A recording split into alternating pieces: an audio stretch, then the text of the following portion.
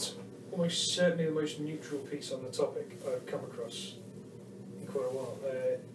The conclusion at the end was very interesting. I think it's very rare that anyone looks at the situation in Ukraine without drawing attention to the fact that I'll rephrase. It's not very often anyone looks at the situation in the Ukraine and draws attention to the fact that actually, if the Ukraine joined the EU, that is actually a massive boon to the EU in terms of gaining access to mineral rights and so on. However, whether that would work for the people of the Ukraine is up for debate. Don't think that necessarily justifies Russian tanks rolling over their border, but it's something that's worth remembering. You can certainly understand why elements within the Ukraine might not be entirely in favour of EU membership.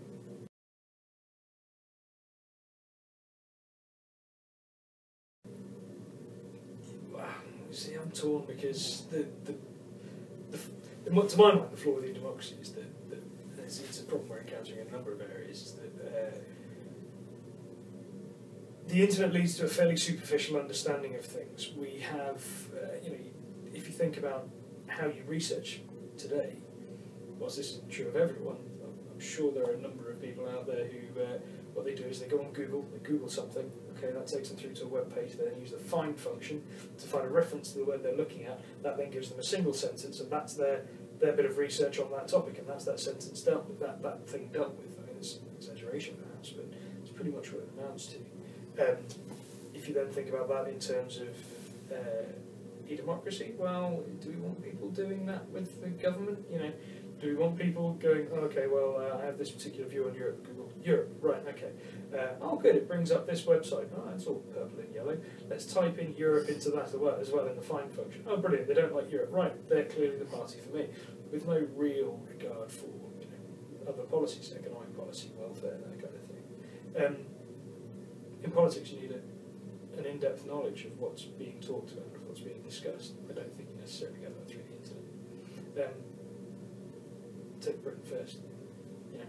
500,000 followings on, or 500,000 likes on Facebook. Yeah, more than the Prime Minister. More than the Prime Minister, more than the Lib Dems, more than Labour.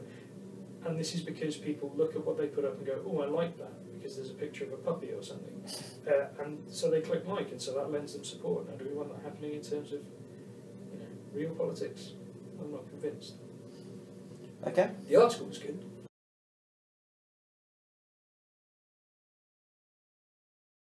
It was very informative. There was a lot of information in there, and I think that, based on what I've just said, I suspect Johnny has a much more in-depth knowledge of some of what's going on in Syria and Iraq than many of his peers, potentially most of them. It was a very informative article. It was interesting. I'm not convinced it reaches necessarily a particularly decisive conclusion, but hey, guess what? Neither's the UN. So, to expect a sixth former to have dealt with that problem might be a little bit optimistic of me. But no, it was a really good article. I thought it was really interesting.